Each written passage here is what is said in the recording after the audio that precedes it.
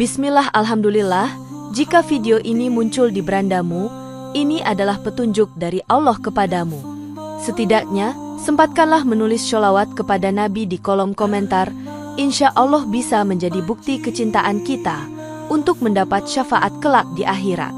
Assalamualaikum warahmatullahi wabarakatuh. Puji syukur kita panjatkan kehadirat Allah atas karunia-Nya, dan sholawat senantiasa selalu tercurah kepada Nabi junjungan kita. Semoga kita semua selalu diberkahi kesehatan, kebahagiaan, dan keberhasilan di setiap langkah dan usaha kita. Dan semoga kita tidak mati, kecuali dalam kondisi beriman dan berislam. Saudara-saudaraku yang dirahmati Allah, kita seringkali terlupa bahwa setiap perbuatan kita memiliki konsekuensi yang mendalam, baik di dunia maupun di akhirat. Dalam perjalanan hidup ini, kita dihadapkan pada berbagai pilihan yang dapat membawa kita lebih dekat kepadanya atau menjauhkan kita dari cahaya kebenaran. Setiap dosa yang kita lakukan bukan hanya merusak hubungan kita dengan Allah, tetapi juga menciptakan kegelisahan dalam hati yang seringkali sulit dijelaskan. Mari kita renungkan sejenak, apakah ada di antara kita yang merasakan nyeri ulu hati akibat dosa-dosa yang kita lakukan tanpa disadari? Inilah 10 dosa yang membuat nyeri ulu hati, menurut tradisi dan spiritualitas Islam.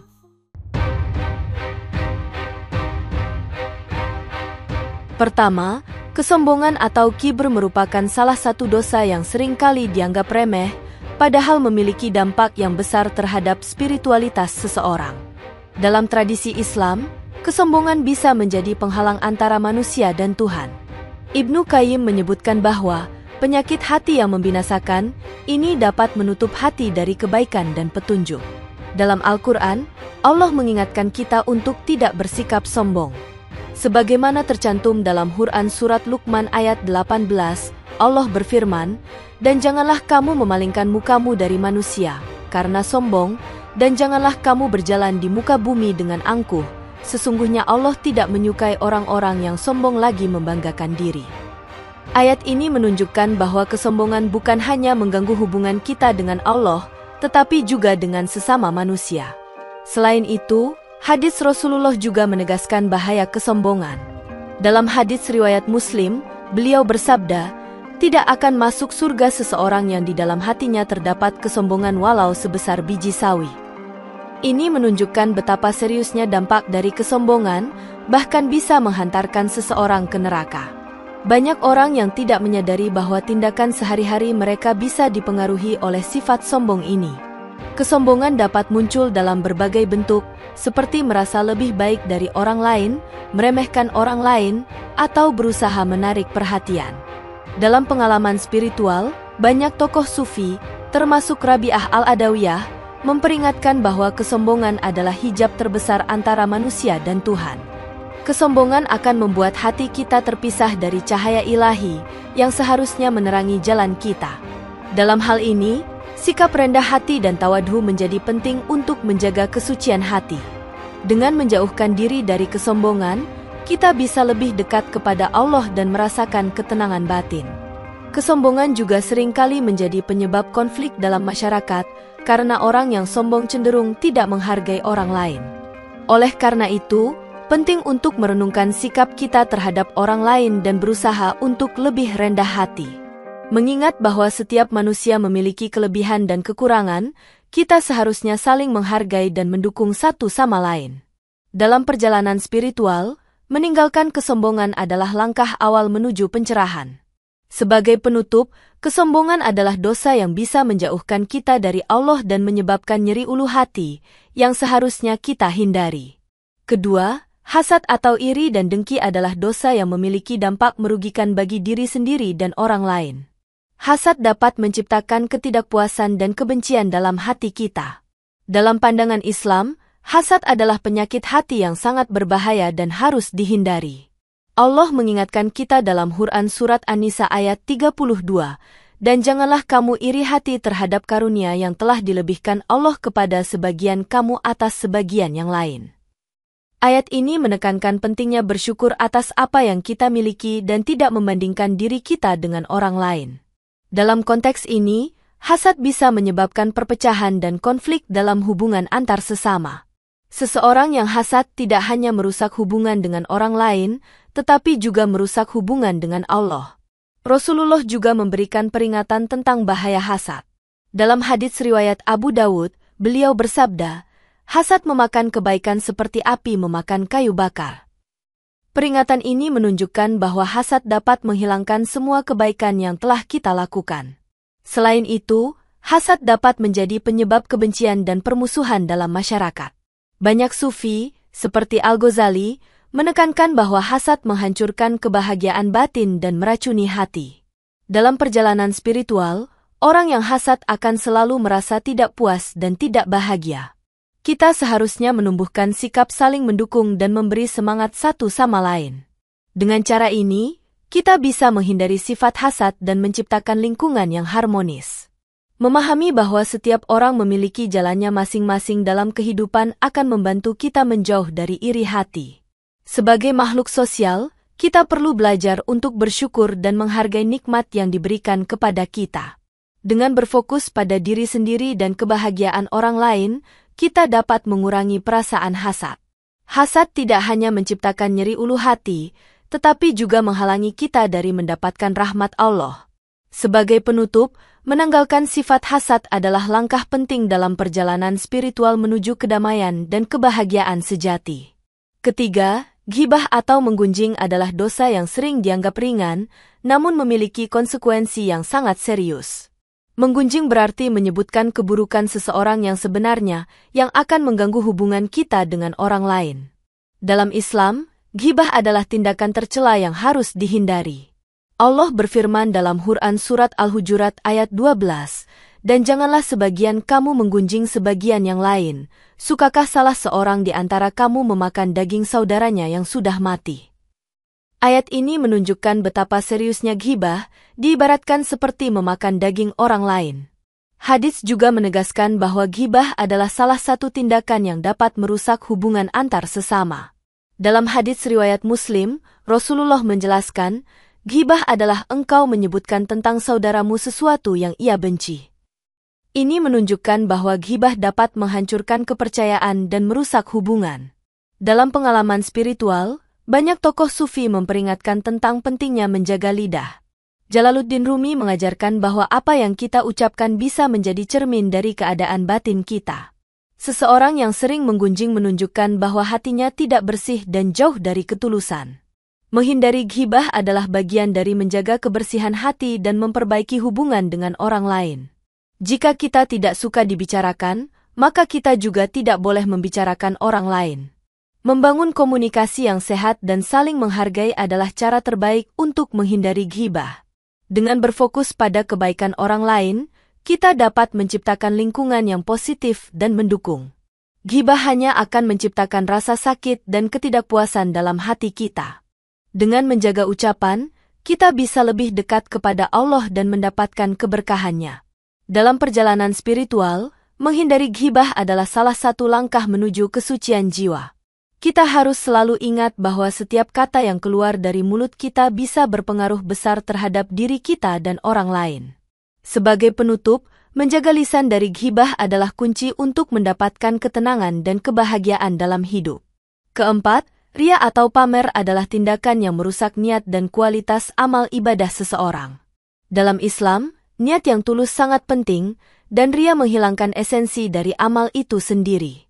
Allah berfirman dalam Quran Surat Al-Maun ayat 46, "Maka celakalah bagi orang-orang yang sholat, yaitu orang-orang yang lalai dari sholatnya, yang berbuat ria." Ayat ini menunjukkan bahwa amal yang tidak didasari niat yang ikhlas akan sia-sia. Ria adalah salah satu bentuk syirik kecil yang bisa menghalangi seseorang dari mendapatkan pahala. Rasulullah memberikan peringatan serius tentang bahaya ria. Dalam hadits riwayat Ahmad, beliau bersabda, "Sesungguhnya yang paling aku takutkan atas kalian adalah syirik kecil, ria." Hal ini menunjukkan betapa pentingnya menjaga niat agar tetap murni dalam beribadah. Orang yang melakukan amal untuk dipuji akan mendapatkan imbalan yang tidak sesuai dengan apa yang diharapkan. Dalam pengalaman spiritual, para sufi menekankan bahwa ria adalah hijab antara manusia dan kebenaran ilahi. Sufi besar seperti Al-Hallaj menyatakan bahwa hanya dengan niat yang ikhlas kita bisa mencapai kedekatan dengan Tuhan. Dengan menjauhkan diri dari ria, kita bisa beramal dengan lebih tulus dan mendapatkan ridho Allah. Menyadari bahwa setiap amal kita akan dipertanggungjawabkan di hadapannya adalah motivasi untuk menjaga keikhlasan. Ria dapat muncul dalam berbagai bentuk, seperti beribadah hanya untuk dilihat orang lain. Ini dapat menciptakan keraguan dalam hati kita dan mengganggu hubungan dengan Allah. Penting untuk selalu mengingat tujuan utama dari setiap amal yang kita lakukan. Dengan berfokus pada keridhaan Allah, kita bisa menghindari godaan untuk berbuat ria. Dalam perjalanan spiritual, keikhlasan adalah langkah penting menuju pencapaian spiritual yang lebih tinggi. Menjauh dari ria akan membawa ketenangan batin dan kebahagiaan sejati. Sebagai penutup, menjaga niat agar tetap murni dan jauh dari ria adalah kunci untuk mendapatkan keberkahan dalam setiap amal kita. Kelima, dusta atau kebohongan adalah salah satu dosa yang sangat dilarang dalam Islam. Dusta tidak hanya merusak hubungan dengan orang lain, tetapi juga merusak hubungan kita dengan Allah. Dalam Al-Quran, Allah berfirman dalam Quran Surat Ghafir ayat 28, sesungguhnya Allah tidak memberi petunjuk kepada orang-orang yang melampaui batas dan pendusta. Ayat ini menunjukkan bahwa pendusta adalah orang yang jauh dari petunjuk Allah. Dalam kehidupan sehari-hari, dusta bisa menyebabkan kerugian besar, baik secara sosial maupun spiritual. Rasulullah juga memberikan peringatan tentang bahaya dusta. Dalam hadits riwayat Bukhari, beliau bersabda, sesungguhnya kejujuran membawa kepada kebaikan, dan kebaikan membawa kepada surga, sedangkan dusta membawa kepada keburukan, dan keburukan membawa ke neraka. Ini menunjukkan bahwa dusta adalah jalan yang membawa seseorang kepada kehampaan spiritual. Dalam pengalaman spiritual, banyak tokoh sufi menekankan pentingnya kejujuran sebagai esensi dari pencapaian spiritual. Seseorang yang selalu berdusta akan merasa terasing dari kebenaran dan dari diri sendiri. Kejujuran adalah cermin dari hati yang bersih dan niat yang tulus. Dalam perjalanan spiritual, menghindari dusta adalah langkah penting untuk menjaga kesucian jiwa. Dusta dapat muncul dalam berbagai bentuk, mulai dari kebohongan kecil hingga kebohongan besar. Dengan berusaha jujur, kita bisa membangun kepercayaan dengan orang lain. Kejujuran tidak hanya bermanfaat bagi hubungan sosial, tetapi juga membawa kedamaian dalam diri. Dalam pandangan Islam, dusta adalah tanda kelemahan iman dan ketidakpercayaan kepada Allah. Oleh karena itu, penting untuk selalu berbicara kebenaran dan menepati janji. Dusta tidak hanya menghancurkan hubungan dengan orang lain, tetapi juga menjauhkan kita dari rahmat Allah. Dalam perjalanan hidup, setiap kata dan tindakan kita harus mencerminkan kebenaran dan kejujuran. Sebagai penutup, menjauhi dusta adalah langkah penting dalam mencapai ketenangan dan kebahagiaan sejati. Keenam, zina adalah salah satu dosa besar dalam Islam yang memiliki konsekuensi serius baik di dunia maupun di akhirat. Zina tidak hanya merusak moral individu, tetapi juga masyarakat secara keseluruhan. Allah memperingatkan kita dalam Quran Surat Al-Isra ayat 32, dan janganlah kamu mendekati zina, sesungguhnya zina itu adalah suatu perbuatan yang keji dan suatu jalan yang buruk. Ayat ini menunjukkan betapa berbahayanya zina bagi keharmonisan hidup manusia. Dalam hadits, Rasulullah juga menjelaskan betapa besar dampak negatif dari zina. Dalam hadits riwayat Bukhari dan Muslim, beliau bersabda, tidaklah berzina seorang pezina ketika dia berzina dalam keadaan mukmin. Ini menunjukkan bahwa zina adalah tindakan yang bisa merusak iman seseorang. Dalam pengalaman spiritual, banyak ulama menekankan pentingnya menjaga kehormatan diri dan menjauhi zina.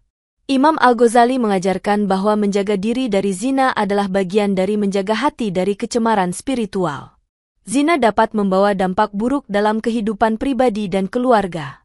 Banyak kasus kehamilan tidak diinginkan dan penyebaran penyakit menular seksual disebabkan oleh zina. Dalam perjalanan spiritual, menghindari zina adalah langkah penting menuju kesucian jiwa. Dengan menjaga diri dari zina, kita dapat menciptakan kehidupan yang lebih baik dan lebih bermakna. Penting untuk selalu ingat bahwa setiap tindakan kita akan dipertanggungjawabkan di hadapan Allah. Dalam konteks sosial, zina dapat merusak tatanan masyarakat dan menyebabkan kerusakan yang luas. Oleh karena itu, menjaga diri dan menjauhi zina adalah tanggung jawab setiap individu. Dengan berfokus pada hubungan yang halal dan sesuai syariat, kita dapat terhindar dari dosa besar ini. Dalam perjalanan spiritual, menjaga kesucian diri adalah kunci untuk mendapatkan keberkahan dari Allah. Kita harus menyadari bahwa tindakan zina tidak hanya merusak diri sendiri, tetapi juga orang lain. Sebagai penutup, menjauhi zina adalah langkah penting dalam mencapai kebahagiaan dan kedamaian sejati dalam hidup. Ketujuh, memakan harta riba adalah salah satu dosa besar yang dilarang dalam Islam. Riba mengandung unsur ketidakadilan dan penindasan yang dapat merusak tatanan sosial. Allah berfirman dalam Quran Surat Al-Baqarah ayat 37, Allah telah menghalalkan jual beli dan mengharamkan riba. Ayat ini menekankan bahwa riba adalah praktik yang tidak sesuai dengan prinsip keadilan dalam Islam. Dalam hadits, Rasulullah memperingatkan tentang bahaya riba. Dalam hadits riwayat Ibn Majah, beliau bersabda, riba itu memiliki 73 pintu, yang paling ringan adalah seperti seseorang menzinai ibunya sendiri. Ini menunjukkan betapa besarnya dosa yang terkandung dalam praktik riba. Riba dapat merusak ekonomi dan menyebabkan ketidakstabilan dalam masyarakat. Dalam pengalaman spiritual, ulama klasik seperti Ibnu Taimiyah memperingatkan bahwa riba merusak tatanan sosial dan spiritual.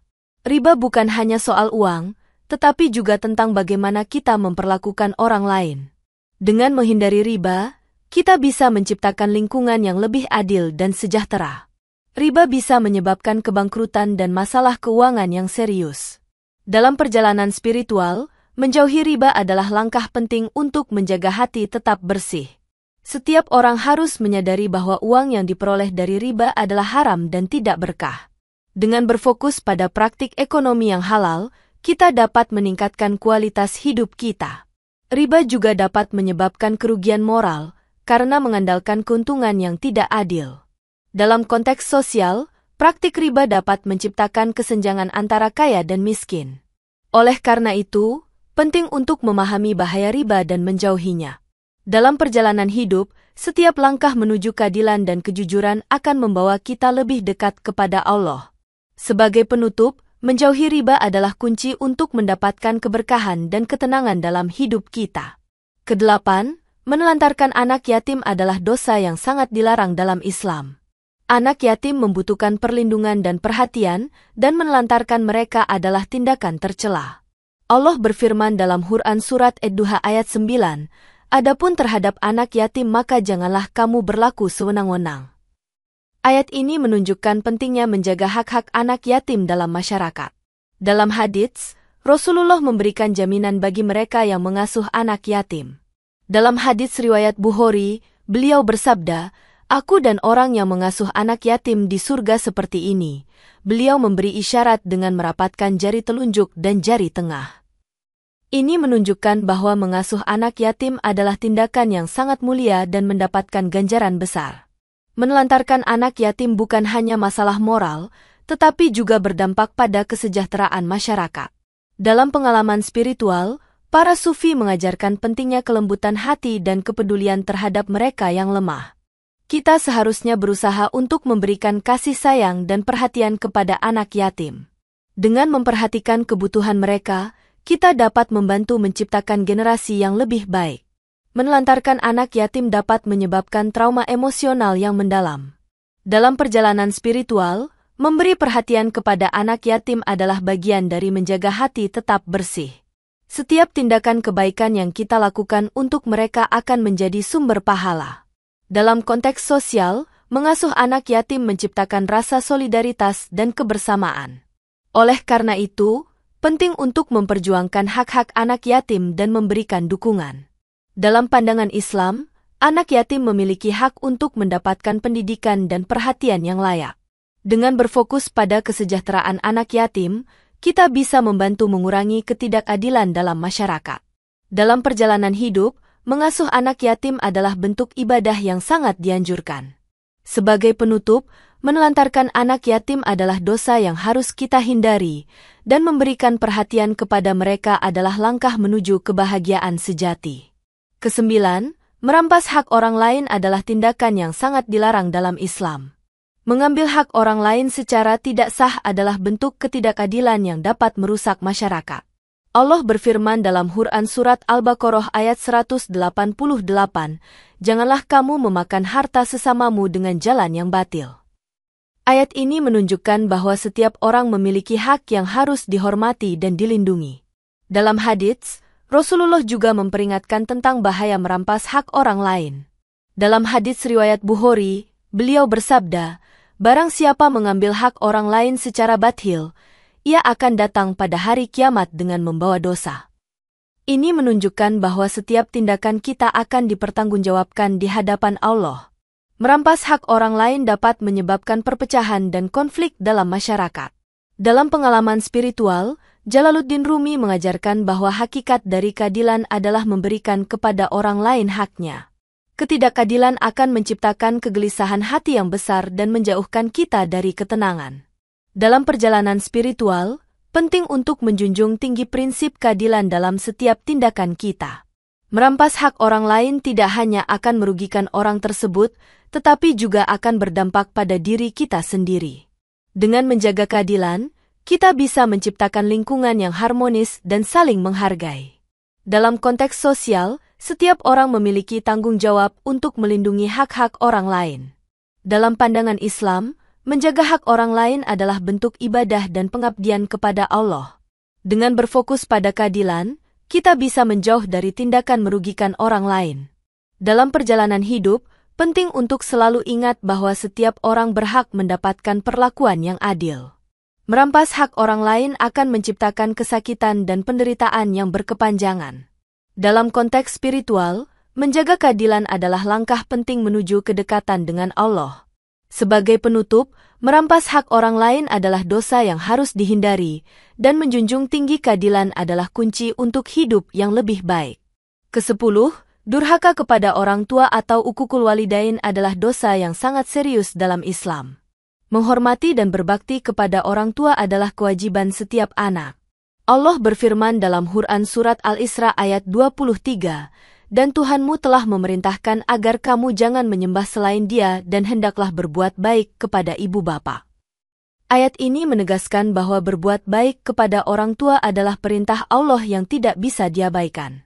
Dalam hadits, Rasulullah memberikan penekanan pada pentingnya menghormati orang tua. Dalam hadits riwayat Tirmidzi, beliau bersabda, "Keridhaan Allah terletak pada keridhaan orang tua, dan kemurkaan Allah terletak pada kemurkaan orang tua." Ini menunjukkan betapa besar pengaruh perilaku kita terhadap orang tua terhadap hubungan kita dengan Allah. Durhaka kepada orang tua tidak hanya berarti menyakiti mereka secara fisik, tetapi juga emosional dan mental.